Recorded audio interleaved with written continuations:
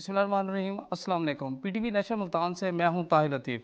नाज़रीन, इस वक्त इंतहाई दिलचस्प जो हमारी एक्साइटमेंट है वो इस वक्त शदीद है हॉकी को लेकर, क्योंकि पाकिस्तान और फ्रांस के दरमियान इस वक्त सेमीफाइनल का जो मुकाबला है वो जारी है। और खुशखबरी की बात यह है कि 3 क्वार्टर जो ख़त्म हो चुके हैं उसमें जो रिज़ल्ट है वो यही है कि पाकिस्तान 3 और फ्रांस 2 गोल जो है ना उन्होंने किए हुए हैं और पाकिस्तान 1 गोल से जीत रहा है। और अभी एक लास्ट क्वार्टर है, उसका खेल अभी बाकी है। उसके अलावा वर्ल्ड टेस्ट चैम्पियनशिप पे हम बात करेंगे, जो कि साउथ अफ्रीका पहली दफ़ा जो है ना वर्ल्ड टेस्ट चैम्पियनशिप उन्होंने जीती है और ये क्रेडिट जाता है उनके कप्तान बावोमा को।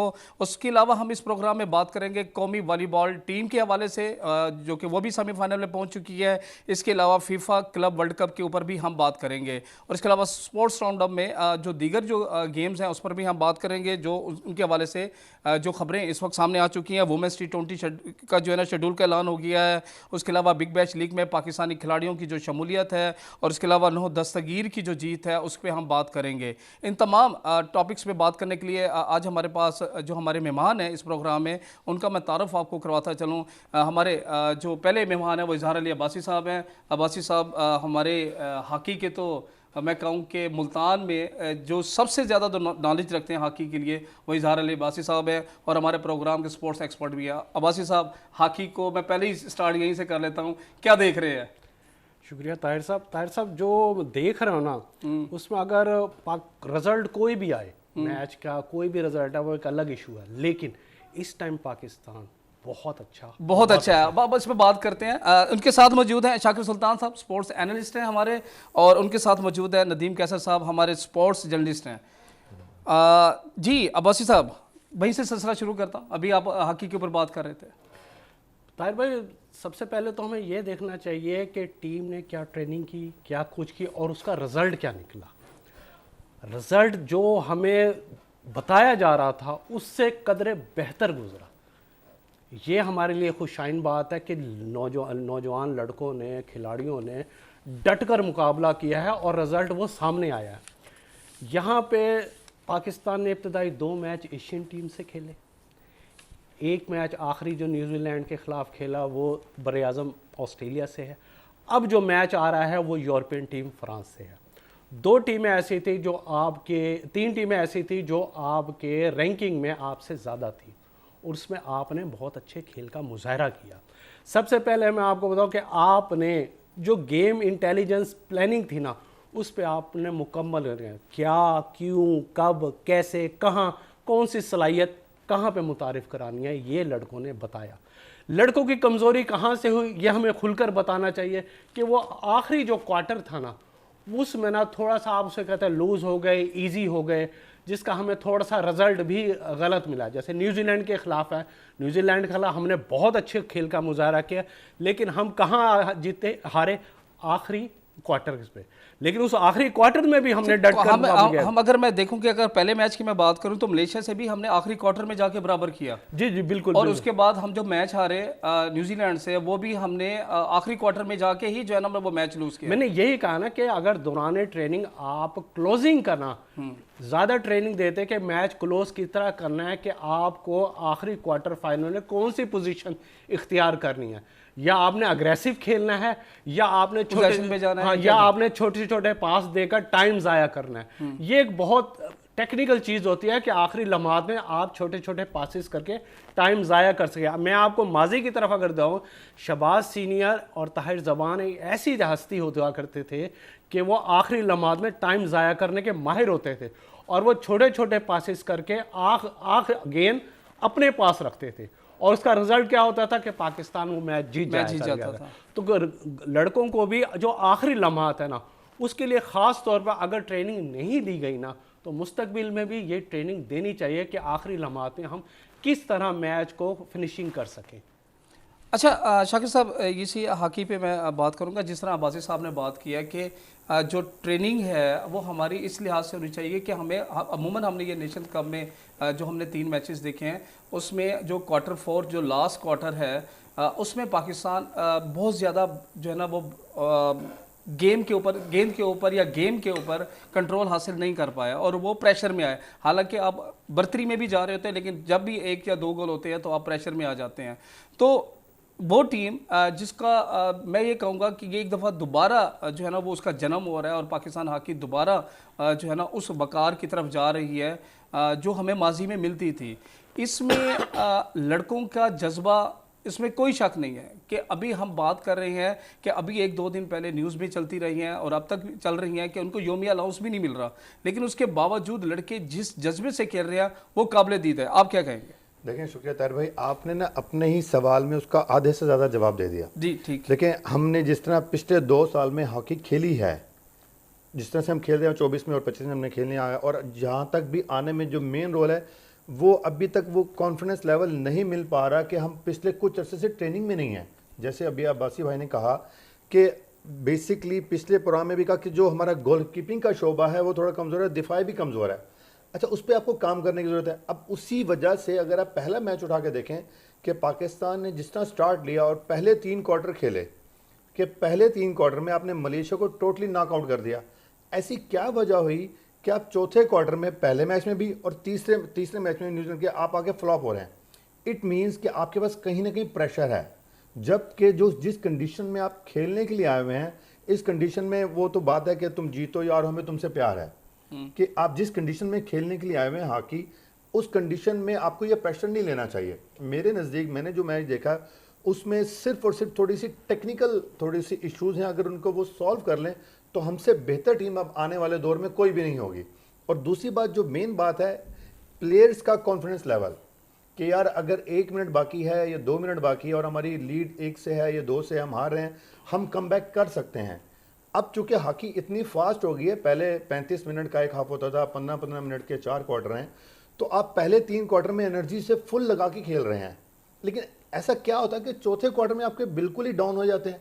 क्या ये ओवर कॉन्फिडेंस है या आपकी जो टेक्निकल इश्यूज़ हैं आपका उस पर काम नहीं हो रहा? जैसे अभी अब्बासी भाई ने बताया कि हम टाइम ज़ाया करते थे छोटे छोटे पास में, ताहिर जमान के साथ मिलकर जो करते थे, क्या हमें उस टेक्निक पे जाना चाहिए? अच्छा, फिर सबसे बड़ी पॉजिटिव बात यह है ताहिर भाई कि आप सेमीफाइनल खेल रहे हैं, इस हालात के बावजूद भी कि आपके पास ट्रेनिंग नहीं है, आपके पास पैसे नहीं हैं, आपको सपोर्ट कोई नहीं कर रहा, उसके बावजूद भी आप सेमीफाइनल खेल रहे हैं और इंशाल्लाह आप जीतेंगी। आप देखेंगे कि जो इससे आपको मुस्तकबिल में खिलाड़ियों का कॉन्फिडेंस लेवल मिलेगा वो आपकी हॉकी को 6 महीने में बहुत ज़्यादा ऊपर ले जाएगा। तीसरी जो मेन इंपॉर्टेंट बात यह है कि हमारा कोच और हमारा कोचिंग स्टाफ, अगर वो एक एक चीज़ नोट कर रहे हैं, आज इंशाल्लाह जब हम सेमीफाइनल जीतेंगे तो उनको चाहिए कि उस पर बैठ के वो आधे घंटे की ब्रीफिंग दें कि कौन सी ऐसी जगहें हैं जहाँ पे हम कमज़ोरी का मुजाहरा कर रहे हैं जो हमें अगले मैच में नहीं कर रहे हैं। देखें, आस्ट्रो टर्फ जितनी हॉकी तेज़ है, अभी आपने जैसे आपने सवाल किया कि उसमें आपके पास इतना टाइम होता है कि आप 1 मिनट में 2 मिनट में बराबर भी कर सकते हैं। तो इट मीन्स कि अब आपको मेंटली तौर पे स्ट्रांग होना पड़ेगा कि नहीं यार हम कर सकते हैं और हम ही करेंगे। तो जब आप इस जज्बे के साथ नीचे उतरेंगे ना तो ताहिर भाई आपको मजीद बेहतर रिजल्ट मिलेंगे। तो हम तो दुआ गो हैं। हाँ बिल्कुल। नदीम भाई, आप पाकिस्तान हॉकी टीम की इस कारकर्दगी को कैसे देख रहे हैं कि जब आपके पास, जैसे अभी अब्बासी साहब या शाकिर साहब ने ये बात की है कि हमारा गोल कीपिंग का जो शोबा है वो वीक है, हमारा जो दिफा का जो हमारे जो हैं डिफेंडर हैं वो वाला शोबा हमारा जो है ना बहुत वीक है। अगर हम कर रहे हैं तो हमने ज़्यादातर इस टूर्नामेंट में देखें हमने फील्ड गोल ज़्यादा किए हैं। हमारा इससे जो हमारा प्लेंटी कार्नर का शोबा है उसमें भी हम लोग कमज़ोर हैं। लेकिन बात यह है कि उसके लिए आपको प्रॉपर कोचिंग चाहिए, गोल कीपिंग के लिए भी आपको प्रॉपर कोच चाहिए। और वो कोच कौन होगा? फॉरेन कोच होगा। तो फॉरेन कोच के लिए आपकी तो टीम के पास इतने पैसे नहीं हैं कि वो आपके मकामी फेडरेशन के पास इतने पैसे नहीं है कि आपके मकामी कोच को पैसे दे सके, फॉरेन को कैसे देंगे? अगर ये सूरत हाल रही है फिर भी हम अपनी टीम से सेमीफाइनल और फाइनल जीतने की तवक्कुआत रखते हैं, ये कैसे हो सकता है? देखें, मुख्तलिफ शोबों में पाकिस्तान के कमज़ोर होने, ताकतवर होने का जिक्र हो चुका। मैं जो चीज़ समझता हूँ, पाकिस्तान जिस चीज़ में सबसे ज़्यादा कमज़ोर है और जिसको प्लान ही नहीं किया जा रहा, सिर्फ बातें की जा रही हैं, वो फाइनेंस का शोबा है। बिल्कुल ऐसे ही है। अच्छा, आपने भी, मैं आपका सोशल डिजिटल मीडिया पे मैंने देखा, आपने बड़े ज़बरदस्त इसका इजहार किया था। देखें, ये टूर्नामेंट तो हुआ है, खेल रहे हैं, इसलिए भी खेल रहे हैं कि हमारी रैंकिंग बेहतर होनी चाहिए। इसी में देखें कि हम 13वें नंबर पर भी है, फिर हम 15वें नंबर पे भी चले गए, आज इंशाल्लाह जीत कर हम 11वें नंबर पर भी आ सकते हैं। ये लेकिन ये कोई मुस्तकिल हल नहीं है। हम ये कह रहे हैं कि देखें, टीम ने परफॉर्म करके दिखा दिया। अब बारी है उन लोगों बिल्कुल ऐसी बात है। मैं तो जी, कहता हूं कि पाकिस्तान का ऐसी हालत में जहां पे बाकी टीमें जो है ना एक दूसरे के साथ सीरीज खेल के आ रही हैं, तैयारियां कर रही हैं, हमने पूरा साल हमने कैंप ही नहीं लगाया, हम आखिरी 2 हफ्तों में हमने कैंप लगाया, प्रैक्टिस की, उसके बाद हम सीधा टूर्नामेंट में इंटर हुए हैं। देखें फिर भी हम सेमीफाइनल पहुंचे ये हैं, वो जैसे भी पहुंचे जी हैं। जी जी नहीं लेकिन ये क्रेडिट तो जाता है ना लड़कों को। सेमीफाइनल के लिए क्वालिफाई करना और खेलना बस यही सोचने वाली बात है। ठीक है, बासी साहब का पॉइंट ऑफ व्यू बिल्कुल 200% ठीक है, शाकिर साहब का भी, कि हम 4 पे खेल रहे हैं और हमारे साथ जो है ना अपना जो न्यूजीलैंड है वो 9 नंबर पॉइंट्स ले गया। हमारा जो शोबा, जैसे हम कह रहे हैं कि तीसरा और चौथा क्वार्टर हम बहुत कमज़ोर हैं, नो डाउट इस पे वर्क हो भी रहा होगा, सब कुछ हो रहा होगा, लेकिन आपको याद है जब इजलान शाह में हम अच्छी पोजीशन के साथ जब होम पहुँचे थे, वतन पहुँचे तो कैसे कैसे लोगों ने कहा था कि बस अब जो कुछ होना था वो हो गया, अब हॉकी जो है ना रूज हासिल करेगी। ओ भाई कैसे करेगी? आप सब इक़्तिदार हैं, आप वो लोग हैं जिनके इख्तियार में आप किसी की तरफ ना भी देखें, गवर्नमेंट से भी ना करें, आप ख़ुद इतने माशाल्लाह मुतमव्विल लोग हैं, आप अपनी एक एक प्रोडक्ट, मुल्तान में भी ऐसे लोग मौजूद हैं, एक प्रोडक्ट नाम कर दें अपना, ये हॉकी के नाम, कौमी खेल के नाम कर दें। और सिर्फ हमें ये नहीं है कि हमने सिर्फ कौमी टीम को, हमें तो ये फ़िक्र पड़ी होती है कि दौरे पे भी जाना है या नहीं जाना। क्या आप जो है ना कौमी खेल के साथ हशर नशर किए बैठे हैं? हमारा जो सबसे बड़ा अलमिया है वो सिर्फ़ और सिर्फ ये है कि हमने हॉकी को सीरियस ही नहीं लिया। और जब हम हॉकी को सीरियस ही नहीं ले रहे, फिर हम कौन होते हैं ये बात आप कर? कौमी खेल को सीरियस नहीं ले रहे तो ये जुर्म नहीं है? बिल्कुल जुर्म है। आप देखें, एक तरफ तो हम कह रहे हैं कि देखें बहुत सारी चीज़ें गवर्नमेंट बहुत अच्छा कर रही है, ये तो सबको पता है, पैसे होंगे नहीं, तो काम मौजूदा चलेगा। बजट में भी हमने देखा है कि स्पोर्ट्स के लिए बहुत सारी जो है अच्छा ना। ताहिर साहब, मैं आपकी बात को आगे बढ़ाता हूँ। अभी आपने एक सरकारी महकमे पीटी सेल का जिक्र किया कि अगर वो 2 करोड़ ना देते, ये भी आपको पता है कि एक पीटी सेल को किसने कहा था कि आपने इनको सपोर्ट करना है। ठीक है, अब सबको इसमें अपना हिस्सा मिलाना पड़ेगा। मुझे याद है कासिम ज़िया को, जो ओलंपियन थे लॉस एंजलिस के, उनको कप्तान बनाया गया, पाकिस्तान का सदर बनाया गया हॉकी फेडरेशन का, ये 2008 से जो 13 तक गवर्नमेंट थी। तो उन्होंने सबसे पहले जाकर तमाम सूबाई हुकूमतों से राब्ते किए और उनसे हर हुकूमत से चंद करोड़ रुपए लेकर आ गए। मैं नहीं समझता कि ये इलाज है, नहीं, हमें इसको मुस्तकिल बुनियाद पर खड़ा करना पड़ेगा। हाँ, इस हॉकी की प्रमोशन के हवाले से टेक्निकल टूर्नामेंट पे बहुत बात कर चुके और बड़ी कंप्रीहेंसिव गुफ्तगू हुई आपसे, मैं मेरे दोनों फाजिल दोस्तों ने भी की है। मैं जिस बात की तरफ कहना चाह रहा हूँ कि आपके क्लोज रिलेशनशिप है, या लाहौर में 1-2 जर्नलिस्ट जिनको मैं जानता हूँ बड़े क्लोज हैं, अच्छा आप लोगों ने उनको किया है कि आप जब तक डिजिटल की तरफ नहीं जाएंगे आपका कुछ भी नहीं हो सकता। और आप देखें, मैं पहली दफ़ा हॉकी के प्रमोशन के बारे में, जैसे मोहतरम शाकिर सुल्तान साहब ने कहा, तुम जीतो या हारो हम तुम्हारे साथ हैं, हम तुम्हें लेकर चलेंगे, तुम्हारी हौसला अफजाई करेंगे। आप ये देखें, पाकिस्तान कोई मैच जीता है, हारा है, बराबर खेला है, लेकिन डिजिटल मीडिया ने उसको प्रमोट किया है। आपका अपना आर्टिकल भी ऐसे वक्त में सामने आया था कि जब आपने लिखा कि जो है ना हॉकी के जो असल तो अलमिया जो हॉकी का है वो है कि इसको मुस्तकिल तौर पर फाइनेंस देना पड़ेगा।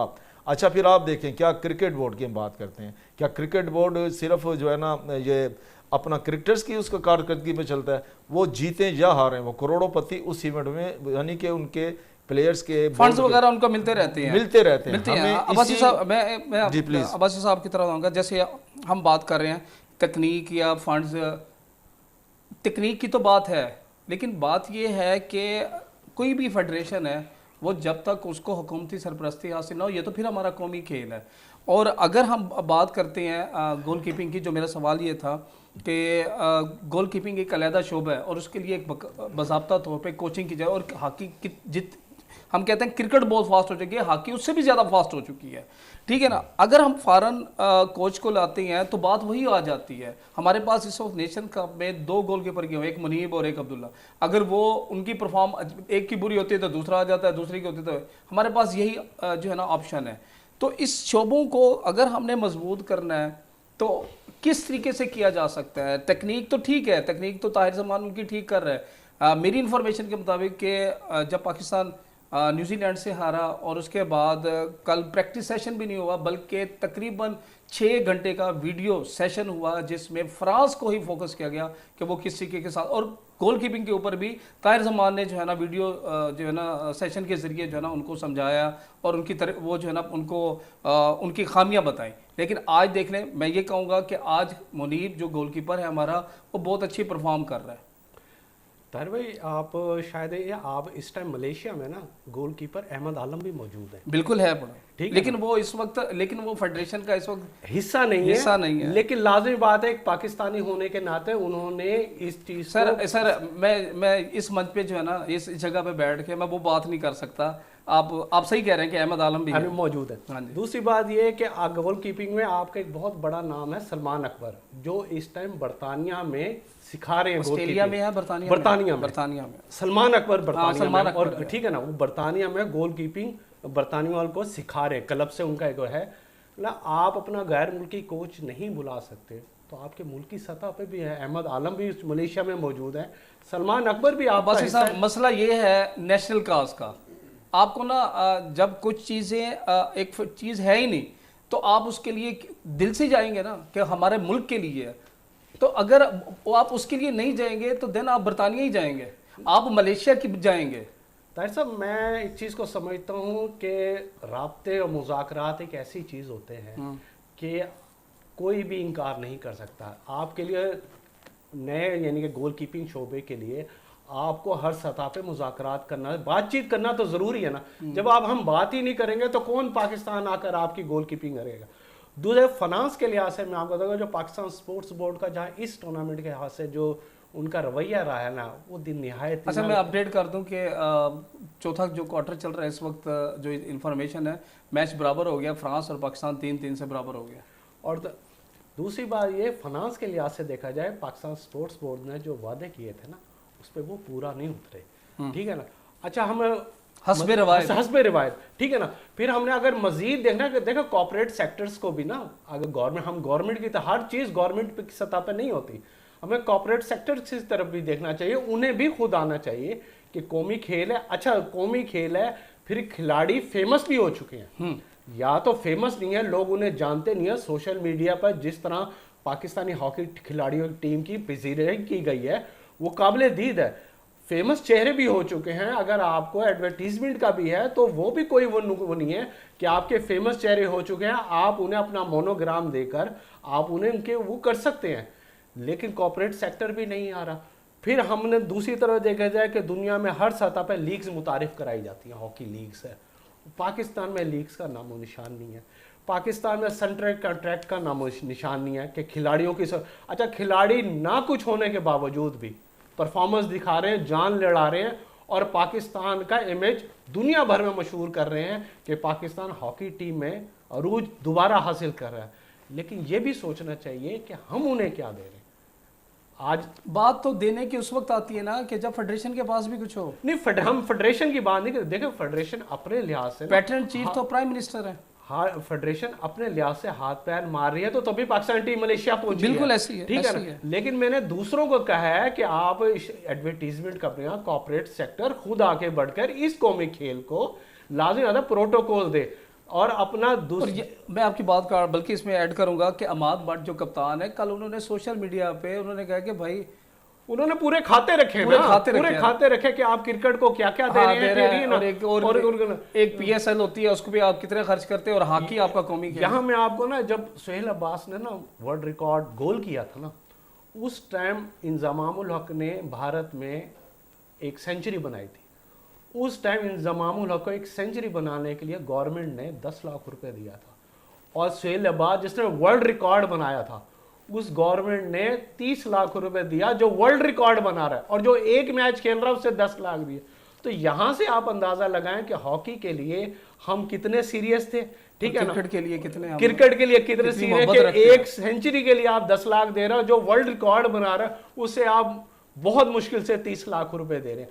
तो ये जो है ना डबल मेयार, ये नहीं चलेगा कौमी के। और मैं आपको बता दूं, पाकिस्तान अगर दुनिया भर में मुतारिफ हुआ है ना 1960 में, तो वो रोम ओलंपिक की वजह से हुआ है दुनिया में, जिसके बाद आपने इसको नेशनल गेम्स करार दिया था। तो हॉकी की वजह से ना पूरी दुनिया में पाकिस्तान का नाम हॉकी की वजह से बुलंद हुआ था। अब मैच बराबर हो चुका है, आपका दिल क्या कहता है?